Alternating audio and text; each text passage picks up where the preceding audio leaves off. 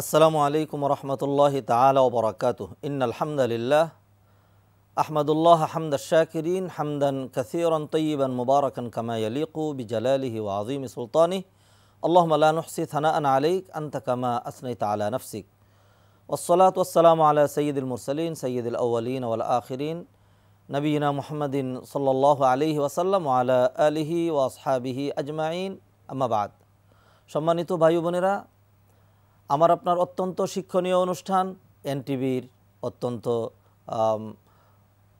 জনপ্রিয় আয়োজন সাপ্তাহিক অনুষ্ঠান দরসে হাদিসে আপনাদের সবাইকে মোবারকবাদ জানাচ্ছি।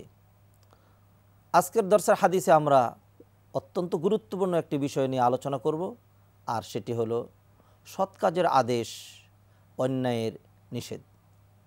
আসুন এই বিষয়ের সাথে মিল রেখে আমরা প্রথমেই একটি হাদিস শুনে নেই, তারপর ধীরে ধীরে হাদিসের উপর আমরা ব্যাখ্যা বিশ্লেষণ এবং আলোচনা নিয়ে আসব। আন আবি সাঈদিন আল খুদরি রাদিয়াল্লাহু তাআলা আনহু قال سمعت رسول الله صلى الله عليه وسلم يقول من رأى منكم منكرا فليغيره بيده فإن لم يستطع فبلسانه فإن لم يستطع فبقلبه وذلك أضعف الإيمان রওয়াহু মুসলিম। সুপ্রসিদ্ধ সাহাবী আবু সাঈদ খুদরি রাদিয়াল্লাহু তাআলা আনহু থেকে বর্ণিত, তিনি বলছেন, আমি আল্লাহর রাসূল সাল্লাল্লাহু আলাইহি ওয়াসাল্লামকে বলতে শুনেছি, তিনি বলছেন, তোমাদের মধ্যে যে কেহ কোনো অন্যায় প্রত্যক্ষ করবে সে যেন শক্তি প্রয়োগের মাধ্যমে সেটিকে পরিবর্তন করে দেয়। ফাইন লাম ইয়াস্তাতি, আর যদি সে তাতে সক্ষম না হয় তাহলে জবান ব্যবহারের মাধ্যমে তা পরিবর্তন করবে।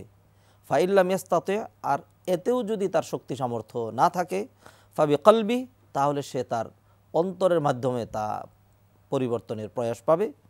ওয়াজালিকা আদআফুল ঈমান, আর এটি হলো অত্যন্ত দুর্বলতম ঈমানের পরিচয়। হাদিসটি মুসলিম শরীফে রয়েছে। সম্মানিত ভাই বোনেরা, এই হাদিসে আমরা দেখতে পাচ্ছি আল্লাহ রাসূল সাল্লাল্লাহু আলাইহি সাল্লাম মুমিনদেরকে, যাদের ঈমান রয়েছে তাদেরকে তিনটি শ্রেণীতে বিভক্ত করেছেন। তিন শ্রেণীর পরে আর কোনো শ্রেণী নেই। যেমন অন্য হাদিসে আরও স্পষ্ট করে সেটি বলে দেওয়া হয়েছে। এক নম্বর, এখানে বলে দেওয়া হয়েছে যে ব্যক্তি কোনো গর্হিত কাজ, অন্যায়, অপরাধ, জুলুম, নির্যাতন, কোরআন সুন্নাহ পরিপন্থী, মানবতা বিরোধী কোনো কাজ দেখবে, সে যদি মানুষ হয়ে থাকে, সে যদি ইমানদার হয়ে থাকে, তাহলে এটি তার উপর অবশ্যম্ভাবী কর্তব্য। সে তার সর্বাত্মক প্রচেষ্টা ব্যয় করে শক্তির মাধ্যমে সে এটিকে পরিবর্তন করে একটা ভালো অধ্যায়ের সূচনা সে করবে।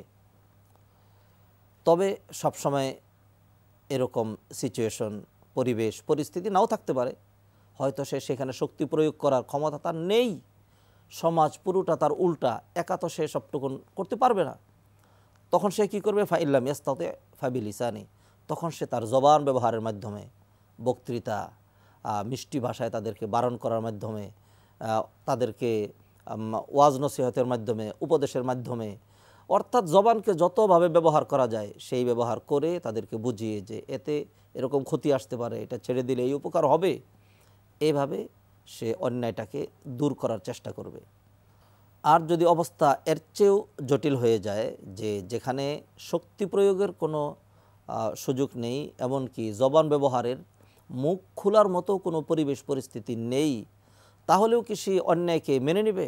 না, সেখানেও তাকে অন্যায়ের বিরুদ্ধে সোচ্চার হতে হবে। সেখানে সে কীভাবে সোচ্চার হবে? ফাবি কলবিহি, তার অন্তরের দ্বারা। অর্থাৎ প্রথমে চলে আসবে এই অন্যায়কে সে সমর্থন করবে না, অন্যায়টাকে সে ঘৃণা করবে। মনে মনে সে প্ল্যান করবে এই অন্যায়টাকে কীভাবে উৎখাত করা যায়, এই অন্যায়ের স্থলে ন্যায় কীভাবে প্রতিষ্ঠা করা যায়।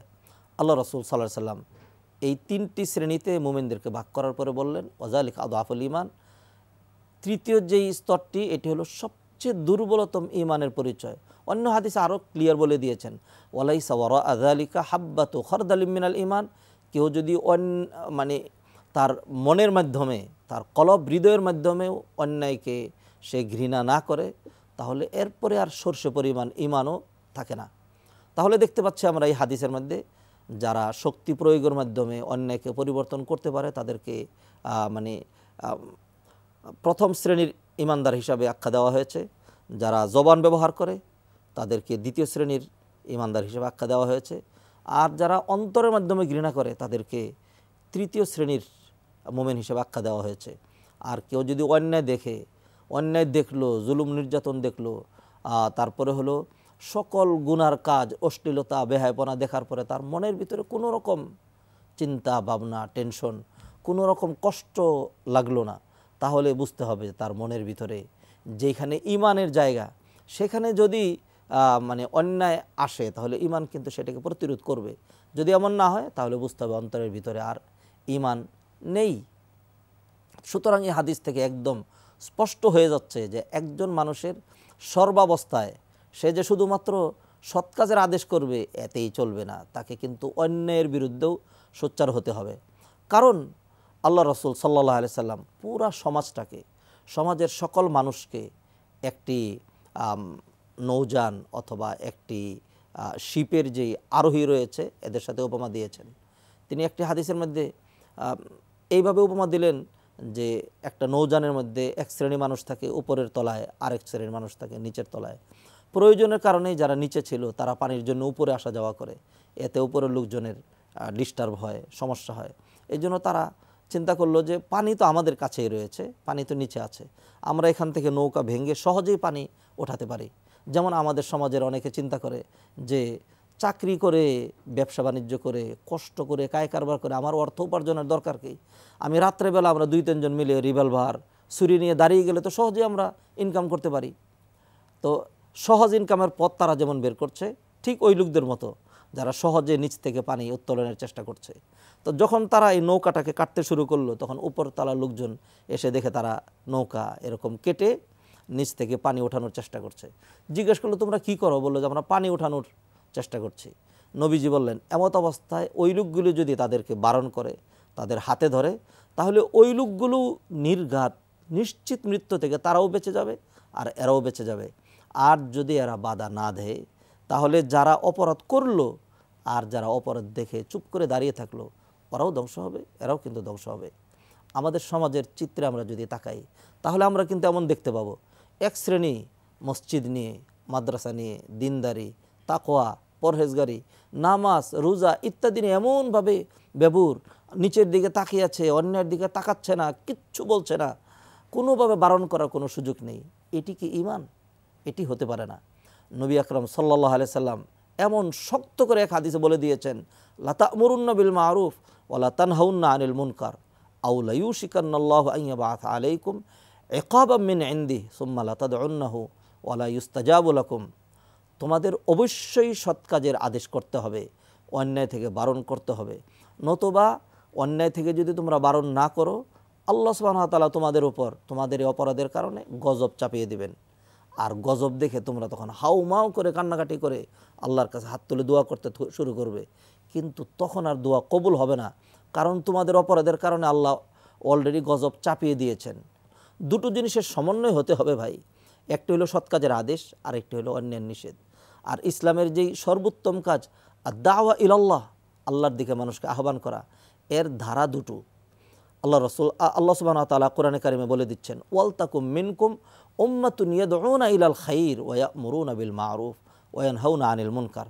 তোমাদের মধ্যে একটি দল অবশ্যই এমন হতে হবে যারা মানুষকে আল্লাহর দিকে আহ্বান করবে, ওয়া ইয়া'মুরুনা বিল মা'রুফ, আর সৎ কাজের আদেশ করবে, অন্যায় থেকে মানুষকে বারণ করবে। আল্লাহ সুবহানাহু ওয়া তাআলা আমাদের জন্য অন্য আয়াতে বলছেন আমরা হলাম শ্রেষ্ঠ উম্মত। যেমন আল্লাহ সুবহানাহু ওয়া তাআলা বলছেন, কুনতুম খায়রা উম্মাতিন উখরিজাত লিন-নাস তা'মুরুনা বিল মা'রুফ ওয়া তানহাউনা আনিল মুনকার। অর্থাৎ এই উম্মতের শ্রেষ্ঠত্ব দুটো শর্তের উপর, দুটি কাজের উপর নির্ভরশীল। একটি হলো উখরিজাত লিন-নাস তা'মুরুনা বিল মা'রুফ ওয়া তানহাউনা আনিল মুনকার, সৎ কাজের আদেশ, অন্যায়ের নিষেধ।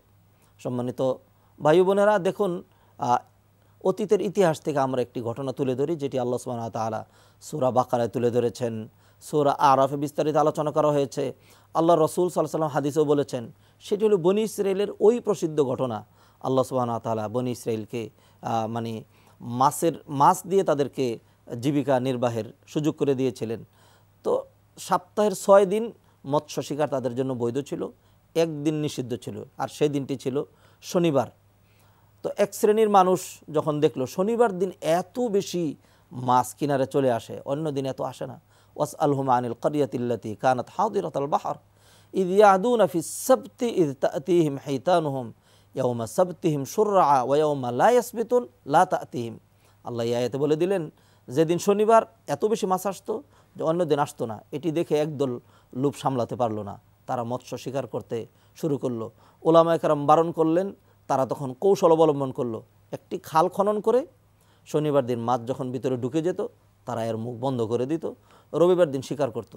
তখন মানুষ তিনটি ভাগে বিভক্ত হয়ে গেল। এক শ্রেণী সরাসরি এই নিষিদ্ধ কাজটি করলো, অন্যায় জড়িয়ে পড়লো। আরেক শ্রেণী বলল যে না, তোমরা অন্যায় করতে পারবে না, কারণ হলো অন্যায়ের কারণে যদি গজব আসে তাহলে শুধু যারা অপরাধী তাদের উপর আসবে না, সবার উপরে আসবে, এতে আমরা সবাই ধ্বংস হব, সুতরাং তোমাদেরকে আমরা এই কাজ করতে দেব না, বারণ করলো।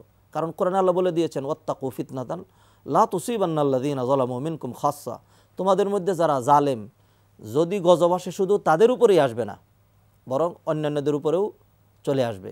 এই জন্য দ্বিতীয় গ্রুপ তাদেরকে বাধা দিল। আরেক গ্রুপ বলল, তোমরা অনর্থক একই সমাজে কেন বিশৃঙ্খলা তৈরি করছো? ওরা অন্যায় কাজ করছে, তারা তাদের কাজ করুক, আমরা অন্যায় কাজ করিও না, আবার বাধা দিয়ে ফিতনা বিশৃঙ্খলাও তৈরি করি না, আমরা আমাদের মতো ভালো কাজে আছি। যেমন চিত্র আপনি আমাদের সমাজও দেখবেন, এক শ্রেণী মানুষ এত ভালো, চোখ খুলে না, নাক খুলে না, কান খুলে না, কোনো দিকে তাকায় না, কাউকে কিচ্ছু বলে না, এত বেশি ভালো। পরে দেখা যাচ্ছে আল্লাহ সুবহানাহু ওয়া তাআলা শুধুমাত্র একটা গ্রুপ বাঁচিয়ে দিলেন আর বাকি দুটো গ্রুপকে ধ্বংস করে দিলেন। যে কথা আল্লাহ সুবহানাহু ওয়া তাআলা সূরা আরাফের মধ্যে 9 পারার 11 নম্বর পৃষ্ঠায় তুলে ধরেছেন। ফালাম্মা নাসু মা যুক্কিরু বিহি আনজাইনাল্লাযীনা ইয়ানহাউনা আনিস-সু, যারা বাধা দিয়েছিল আমি আল্লাহ তাদেরকে বাঁচিয়ে দিয়েছি। আর সূরা বাকারায় বলে দিয়েছেন ওয়ালাকাদ আলিমতুমুল্লাযীনা আতাদাউ মিনকুম ফিস-সাবত ফাকুলনা লাহুম কুনু কিরাদাতান খাসিইন, যারা মৎস্য শিকার করেছিল তোমরা তো জেনেছো আমি তাদেরকে লাঞ্ছিত বানরে রূপান্তরিত করে দিয়েছি।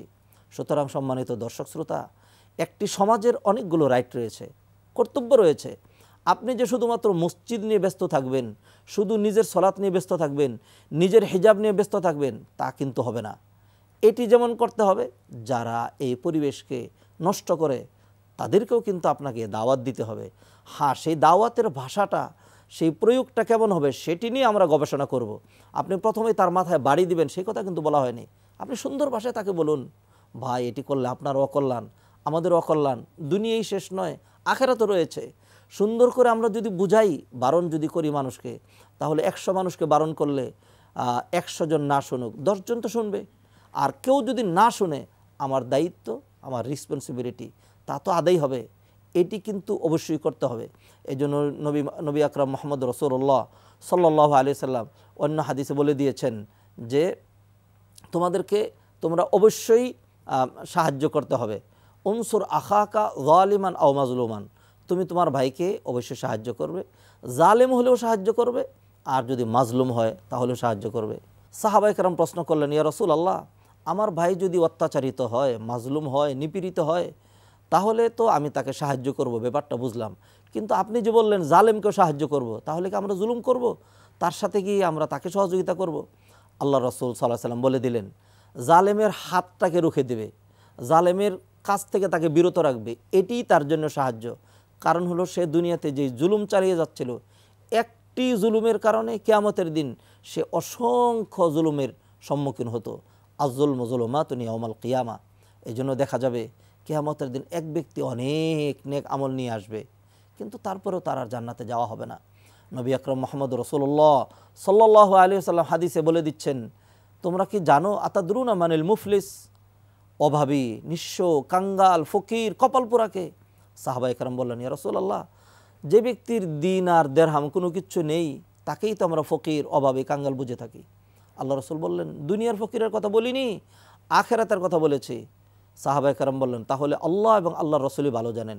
আল্লাহ রাসূল সাল্লাল্লাহু আলাইহি ওয়াসাল্লাম বলে দিলেন, এক ব্যক্তি আকাশচুম্বী নেক আমল নিয়ে হাজির হবে, যেই নেক আমল দিয়ে সহজে সে জান্নাতে যেতে পারত, কিন্তু দেখা যাচ্ছে দুনিয়াতে সে মানুষের উপর জুলুম করেছিল, একজনের অধিকার হরণ করেছিল। এমত অবস্থায় একজন দৌড়ে এসে বলল, আল্লাহ, তার এত নেক আমল তাকে জান্নাতে দিয়ে দিচ্ছেন, শাতামানি হাজা, এই লোক কিন্তু দুনিয়াতে আমাকে গালি দিয়েছিল, আরেকজন এসে বলবে দরাবানি হাজা, এ লোক আমাকে প্রহার করেছিল।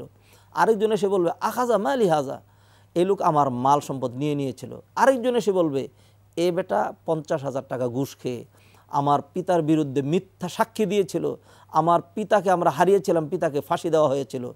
এই রকম জুলুমের বিভিন্ন রকম লোকজন যখন আসতে থাকবে পাওনাদাররা, তখন প্রত্যেকের পাওনা অনুযায়ী দিনার দেরহামের তার কোনো প্রচলন নেই। হয়তো নেক আমল দিতে হবে অথবা বদ আমল নিতে হবে। তার নেক আমল থেকে এদের পাওনা পরিশোধ করতে করতে সব শেষ হয়ে যাবে। আরেক ব্যক্তি এসে বলবে আমি তো পেলাম না, আমারও তো অধিকার রয়ে গিয়েছে, এর কাছে আমারও পাওনা রয়ে গিয়েছে। আল্লাহ বলবেন বান্দা আমার কাছে সুন্দর ফয়সালা আছে, তো ঠিক আছে, এর তো নেক আমল নাই, কিন্তু তোমার সমস্যা কি? বললো আমার তো গুনাহ সমস্যা। বললো তোমার পাওনা পরিমাণ গুনাহ যদি কমিয়ে দেই, বান্দা বলবে তাহলেই তো আমি জান্নাতে চলে যেতে পারি। তখন তার থেকে গুনাহ এনে একে দেওয়া হবে, এরপরে আরেকজন থেকে তাকে গুনাহ দেওয়া হবে। আগে যেই পরিমাণ তার নেক আমল ছিল, এখন ওই পরিমাণ গুনার স্তূপ জমা হবে। এরপরে এই গুনাহ তার কাঁধের উপর চাপিয়ে তাকে জাহান্নামে নিক্ষেপ করা হবে। তা সুতরাং ভাইয়েরা, ব্যাপারটি এমন নয় যে জুলুম করে, নির্যাতন করে, ক্ষমতা দেখিয়ে, কর্তৃত্ব খাটিয়ে, প্রভাব খাটিয়ে দুর্বলের উপর যা কিছু করে পার পেয়ে গেলাম। পার পেয়ে যাচ্ছেন, দুনিয়াতে পার পেয়ে যাচ্ছেন, আখেরাতে পার পেয়ে যাওয়ার সুযোগ নেই। এই জন্য কোনো মুসলমান যদি জালেম হয়, তাকেও কিন্তু সাহায্য করতে হবে। তার সাহায্যটা কি? তার জুলুমের বিরুদ্ধে রুখে দাঁড়াতে হবে, তাকে সহযোগিতা করতে হবে, জুলুম করতে দেয়া যাবে না। এটি তার জন্য কল্যাণ, এটি যে বাধা দেবে তার জন্য কল্যাণ। সুতরাং আমরা দেখতে পাচ্ছি সৎ কাজের আদেশ, অন্যায়ের নিষেধ এত গুরুত্বপূর্ণ বিষয় যে এখান থেকে কাউকে অব্যাহতি দেওয়া হয় নাই। প্রত্যেকেই তার তার ক্যাপাসিটি, প্রত্যেকেই তার তার যোগ্যতা অনুযায়ী সে সৎ কাজেরও আদেশ করবে, অন্যায়েরও বারণ করবে। গুরুত্বপূর্ণ বিষয় যেগুলি রয়েছে সেগুলি যারা ক্ষমতাধর ব্যক্তিত্ব তাদের জন্য, যারা ওলামায়ে কেরাম তাদের জন্য। সাধারণ বিষয় যেগুলি রয়েছে, যেমন দেখুন মিথ্যা বলা গুনার কাজ, এটির জন্য দিন ধর্ম কোনো কিছুর জ্ঞানের প্রয়োজন হয় না। এর থেকে সবাই বারণ করবে, না ভাই মিথ্যা বলা যাবে না, মিথ্যা বলা পাপ। তারপরে হলো জুলুম নির্যাতন করা, এটি অত্যন্ত একটি সামাজিক কঠিন বেদির নাম, এটি করা যাবে না, সমাজে অশান্তি চলে আসবে, সমাজে ধ্বংস আসবে। এই কাজটা প্রত্যেকেই করতে হবে। আর এই দায়িত্বটুকুন কেউ যদি আঞ্জাম দিতে ব্যর্থ হয়, তাহলে কিন্তু অবশ্যই আল্লাহর কাঠগড়ায় দাঁড়াতে হবে। সুতরাং আমার ব্যক্তিগত কল্যাণের জন্য, সামাজিক উন্নতি অগ্রগতির জন্য, আমাদের রাষ্ট্রের কল্যাণের জন্য আমাদেরকে দুটো কাজ করতে হবে। একটি হলো সৎ কাজ করতে হবে, অন্যায় থেকে বারণ করতে হবে। এই জন্য একজন কবি বলেছেন, অন্যায় যে করে আর অন্যায় যে সহে, তব ঘৃণা তারে যেন তৃণসম দহে। আসুন কোনো রকম অন্যায়কে আমরা সাপোর্ট করব না, সমর্থন করব না। অন্যায়কে আমরা অবশ্যই বারণ করব। এটি আমাদের ইমানি দায়িত্ব, এটি আমাদের রাষ্ট্রীয় দায়িত্ব, এটি আমাদের দুনিয়ার উন্নতির জন্য অপরিহার্য কর্তব্য, আখিরাতের নাজাত নিষ্কৃতির জন্য অত্যন্ত জরুরি বিষয়। আল্লাহ সুবহানাহু ওয়া তাআলা আমাদেরকে সৎ কাজের আদেশ, অন্যায়ের নিষেধ, এই দুটোর সমন্বয়ের মাধ্যমে সবচেয়ে উত্তম কাজ দাওয়াত ইলাল্লাহ সম্পাদন করার, দাওয়াত ইলাল্লাহর কাজ করার তৌফিক এনায়েত করুন। এই কামনা ব্যক্ত করে আজকের দর্সে হাদিসে এখানেই বিদায় নিচ্ছি। আল্লাহ সুবহানাহু ওয়া তাআলা সবাইকে আরও বেশি কল্যাণের তৌফিক এনায়েত করুন। আল্লাহ সুবহানাহু ওয়া তাআলা সবাইকে ভালো রাখুন। আমাদের এই দর্সে হাদিস দেখার জন্য আপনারা লগ ইন করতে পারেন www.ntvbd.com। আসসালামু আলাইকুম ওয়া রাহমাতুল্লাহি তাআলা ওয়া বারাকাতুহু।